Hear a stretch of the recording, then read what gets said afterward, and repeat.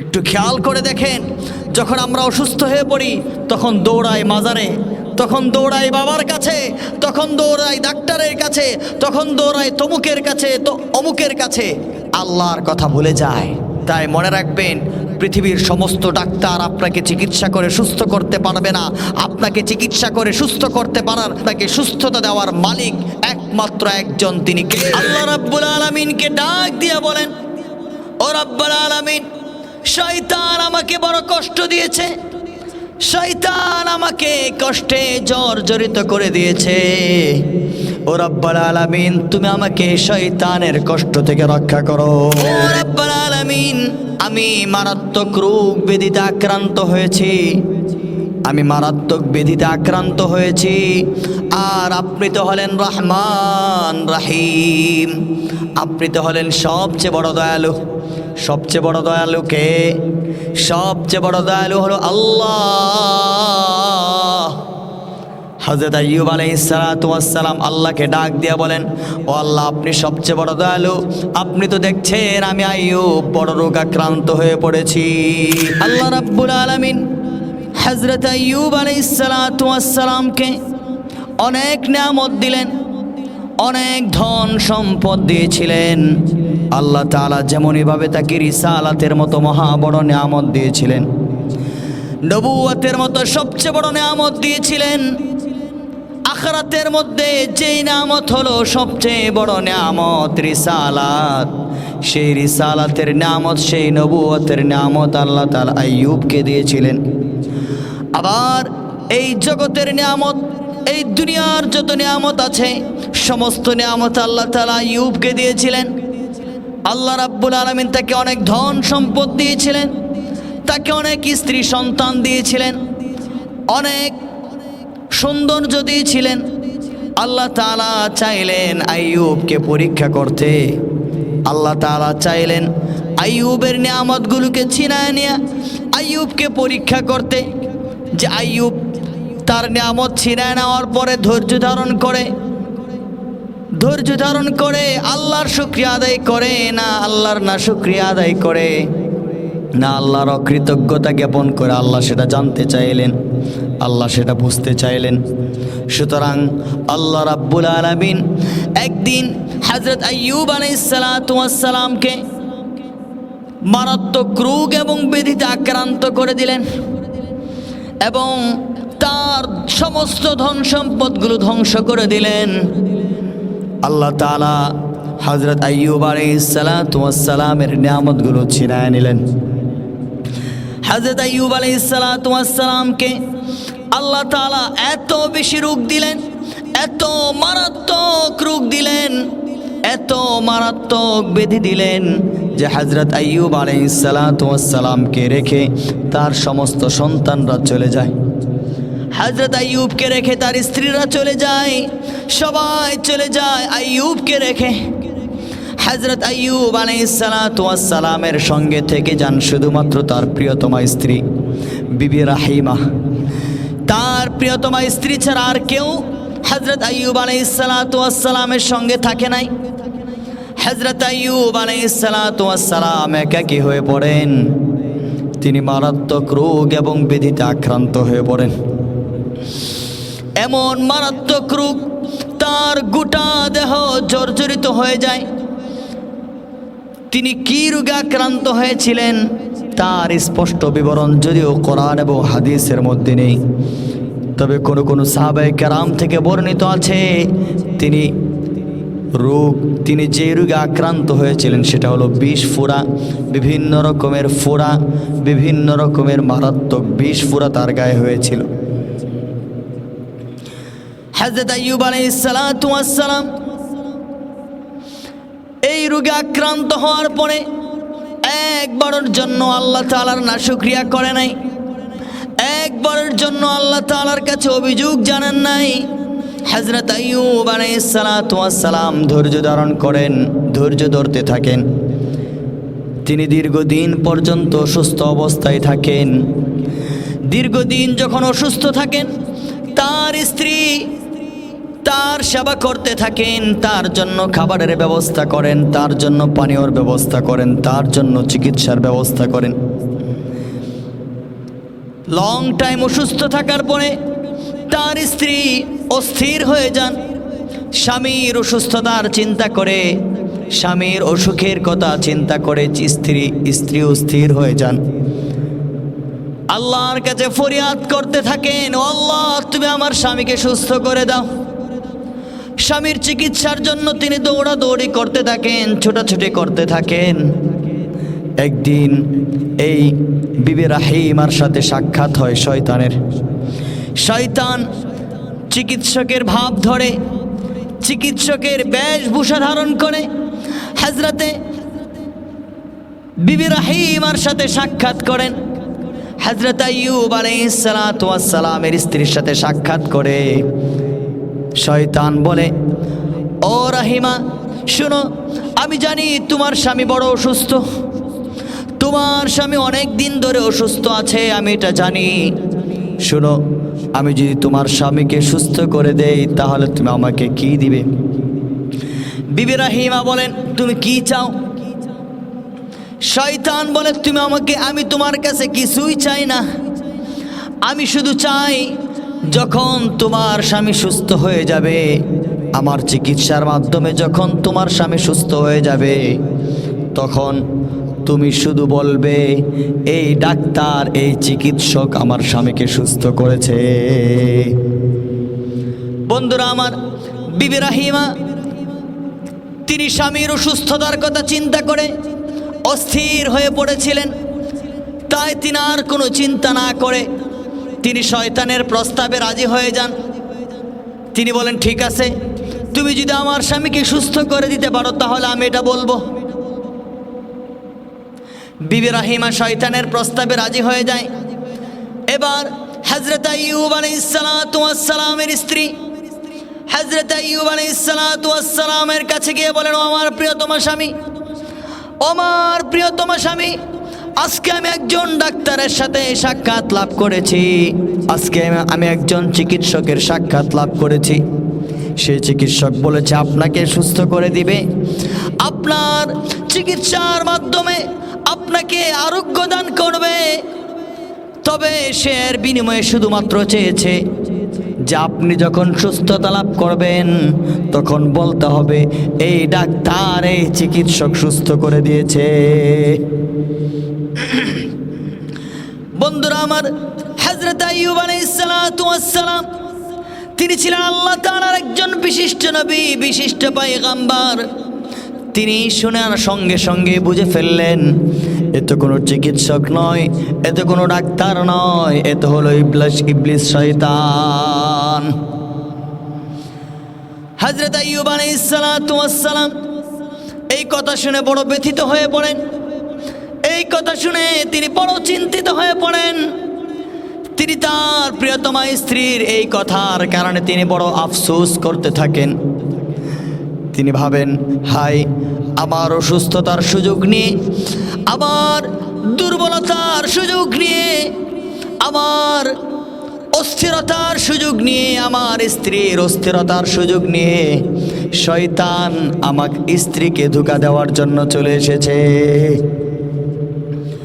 এজন্য হযরত আইয়ুব আলাইহিস সালাতু ওয়াস সালাম আল্লাহ রাব্বুল আলামিনকে ডাক দিয়ে বলেন, ইযনাদা রাব্বাহু আন্নী মাসসানিয়াশ শাইতান বিনুসবিন ওয়া আযাব।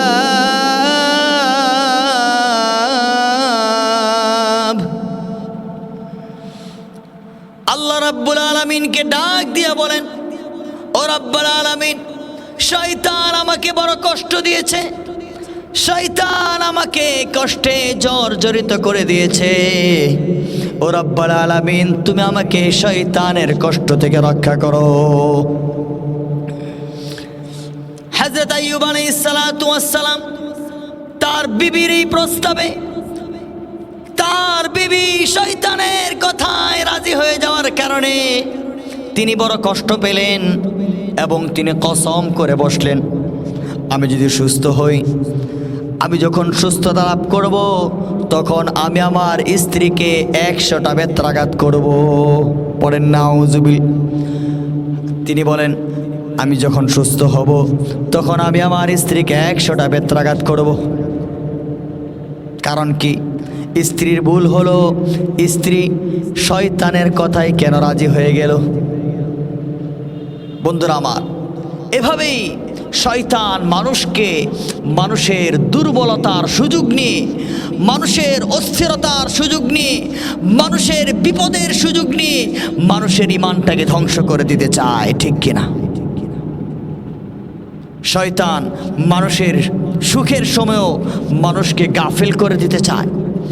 মানুষের যখন সচ্ছলতা আসে, তখন মানুষকে আল্লাহর কথা ভুলায় দিতে চায়। যখন মানুষ সুখ সমৃদ্ধি অর্জন করে, ক্ষমতা অর্জন করে, প্রতিপত্তি অর্জন করে, তখন শয়তান মানুষকে আল্লাহর কথা ভুলায় দিতে চায়, ঠিক কিনা? যখন মানুষ, দেখেন না আমাদের দেশের যারা বড়লোক, যারা নেতৃস্থানীয় ব্যক্তিবর্গ, তারা আল্লাহর কথা ভুলে যায়। অনেকেই আবার বলেই বসে, ইসলামী শরিয়া মানি না, শরীয়তের আইন মানি না। পড়েন নাউজুবিল্লাহ। এটা কেন? এটা হলো তার ক্ষমতার বলে।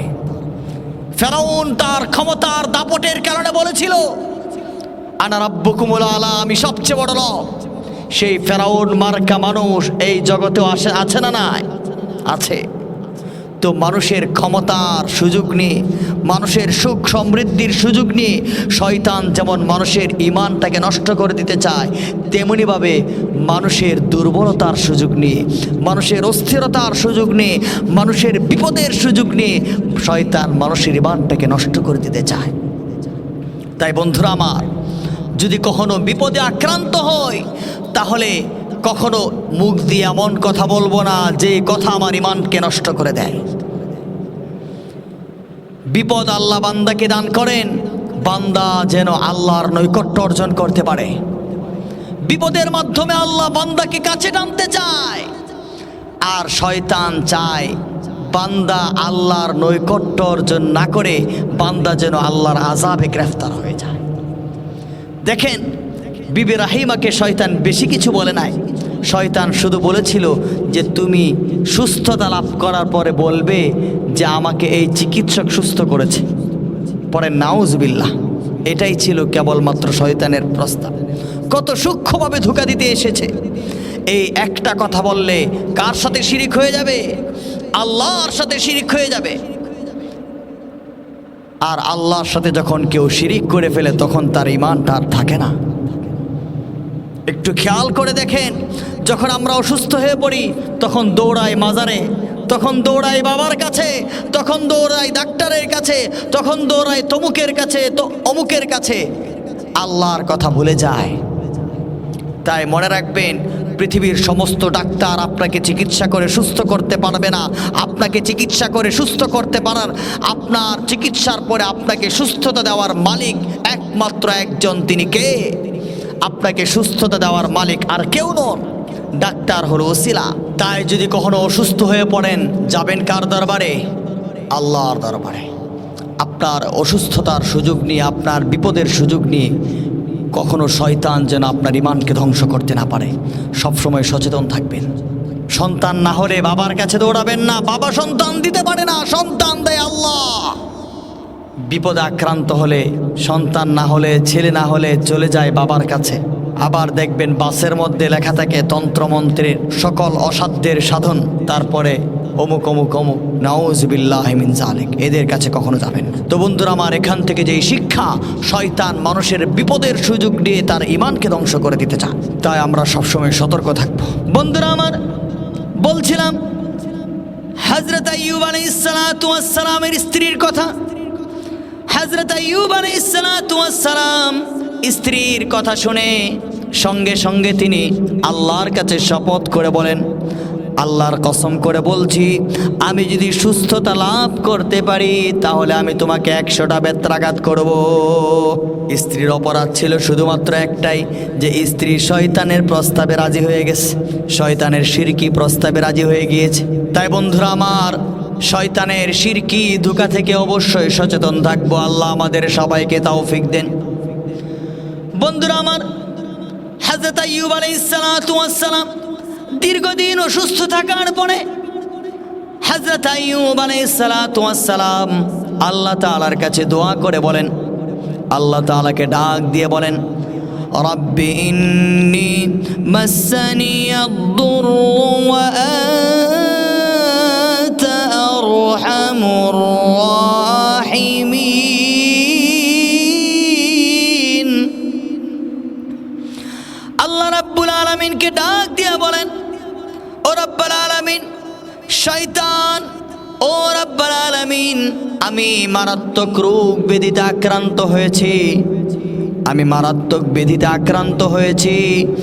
আর আপনি তো হলেন রহমান রাহিম, আপনি তো হলেন সবচেয়ে বড় দয়ালু। সবচেয়ে বড় দয়ালু কে? সবচেয়ে বড় দয়ালু হলো আল্লাহ।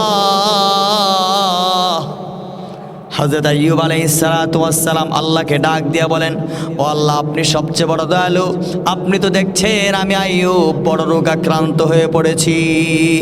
বন্ধুরা আমার, আল্লাহ রাব্বুল আলামিন হযরত আইয়ুব আলাইহিস সালাতু ওয়াস সালামের দোয়া কবুল করে নিলেন।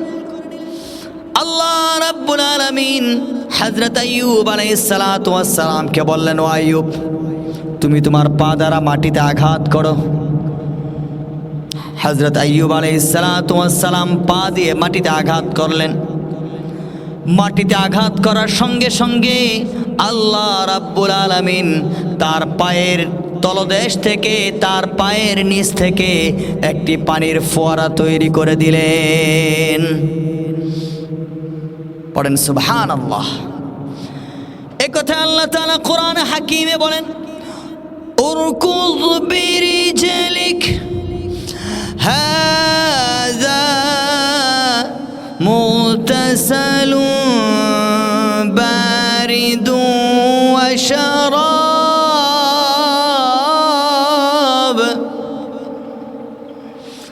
আল্লাহ রাব্বুল আলামিন ডাক দিয়া বলেন, ও আইয়ুব, তুমি তোমার পা দ্বারা মাটিতে আঘাত করো।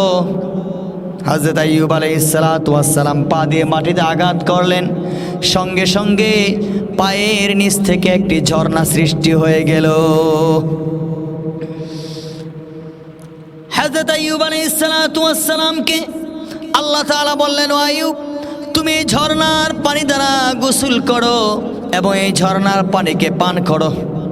হযরত আইয়ুব আলাইহিস সালাতু ওয়াস সালাম সেই ঝর্ণার পানি দ্বারা গোসল করলেন এবং সেই পানি পান করলেন। বন্ধুরা আমার, হযরত আইয়ুব আলাইহিস সালাতু ওয়াস সালাম ঝর্ণার পানি দ্বারা গোসল করার পরে, ঝর্ণার পানি পান করার সঙ্গে সঙ্গেই আল্লাহ রাব্বুল আলামিন হযরত আইয়ুবকে পুরাপুরি সুস্থ করে দেন। পড়েন সুবহানাল্লাহ। সুস্থতার মালিক কে? আল্লাহ। আল্লাহ তাআলা শুধুমাত্র হযরত আইয়ুবকে সুস্থই করলেন না, শুধুমাত্র হযরত আইয়ুবকে আল্লাহ তাআলা সুস্থই করলেন না, বরং সঙ্গে সঙ্গে আল্লাহ তাআলা হযরত আইয়ুবের সমস্ত নিয়ামতগুলো ফিরায় দেন। হযরত আইয়ুব আলাইহিস সালাতু ওয়াস সালামকে ধন সম্পদ দান করেন এবং আগের চেয়েও বেশি স্ত্রী সন্তান আল্লাহ তাআলা আইয়ুবকে দান করেন। এই কথা আল্লাহ বলেন, وَوَهَبْنَا لَهُ أَهْلَهُ وَمِثْلَهُم مَّعَهُمْ رَحْمَةً مِّنَّا وَذِكْرَىٰ لِأُولِي الْأَلْبَابِ।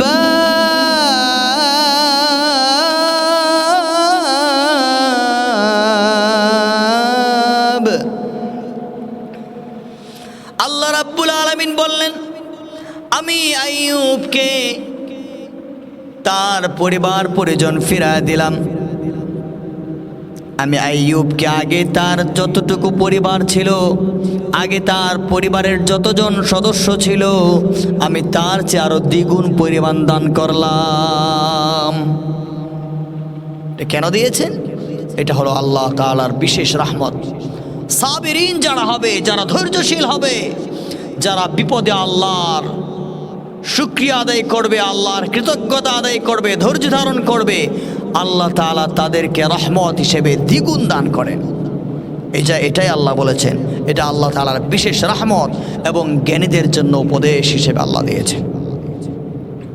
তাই বন্ধুরা আমার, বিপদে কখনো অস্থির হব না, বিপদে ধৈর্য ধারণ করব। ধৈর্যশীলদের সঙ্গে আছেন কে? আল্লাহ। বন্ধুরা আমার, হযরত আইয়ুব আলাইহিস সালাতু ওয়াস সালাম সুস্থ হয়ে গেলেন।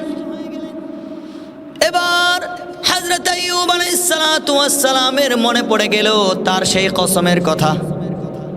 অসুস্থ অবস্থায় তিনি কসম করেছিলেন, তিনি শপথ করেছিলেন, তিনি যদি সুস্থতা লাভ করেন তাহলে তিনি তার প্রিয়তমা স্ত্রী, বিপদের সঙ্গী প্রিয়তমা স্ত্রীকে 100টা বেত্রাঘাত করবেন। মনে আছে কিনা? তিনি শপথ করেছিলেন। এবার হযরত আইয়ুব আলাইহিস সালাতু ওয়াস সালাম চিন্তায় পড়ে গেলেন। তিনি ভাবলেন, হায়, যে স্ত্রী আমাকে বিপদের সময়, অসুখের সময়, অসুস্থতার সময় সঙ্গদান করেছে, এখন আমি সুস্থতা লাভ করে কিভাবে আমি আমার স্ত্রীকে 100টা বেত্রাঘাত করি। তিনি বড় টেনশনে পড়ে গেলেন। আল্লাহ রাব্বুল আলামিন হযরত আইয়ুবের টেনশন দূর করে দিলেন। আল্লাহ তাআলা রাস্তা বলে দিলেন। আল্লাহ বললেন, ও আইয়ুব, শুনো শুনো, টেনশনের কোনো কারণ নাই, টেনশনের কোনো কারণ নাই। শুনো আইয়ুব, তুমি 100টা কঞ্চি এক মুঠের মধ্যে নেও। এক মুঠে 100টা কঞ্চি নিয়ে তুমি তোমার প্রিয়তমা স্ত্রীকে একটা বাড়ি দাও। এই এক বাড়ির দ্বারাই আমি আল্লাহ ধরে নেব তুমি তোমার স্ত্রীকে 100টা বাড়ি দিয়েছ। পড়েন সুবহানাল্লাহ। এই কথায় আল্লাহ তাআলা বলেন, ওয়াখুয বিয়াদিকা দিগসান ফাদরিব বিহি ওয়ালা তাহনাস ইন্না ওয়াজাদনাহু সাবিরা নি'মাল আবদু ইন্নাহু আওয়াব।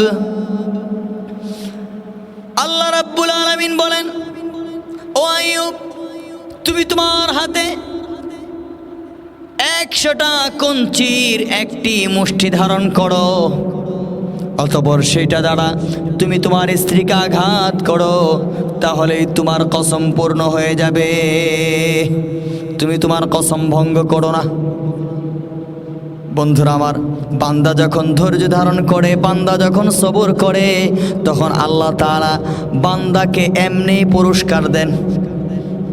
বুঝতে পেরেছেন তো সবরের কি কি পুরস্কার? এগুলো হলো সবরের পুরস্কার। আল্লাহ রাব্বুল আলামিন আমাদের সবাইকে বিপদে সবর করার তৌফিক দান করেন, বিপদে ধৈর্য ধারণ করার তৌফিক দান করেন। আমরা আমাদের বিপদ আপদে ধৈর্য ধরবো তো? বিপদ আপদে আল্লাহর ধৈর্য ধারণ করবো। আল্লাহ আমাদেরকে তৌফিক দান করেন। আমিন। ওয়া আখিরু দাওয়ানা আলহামদুলিল্লাহি রাব্বিল আলামিন।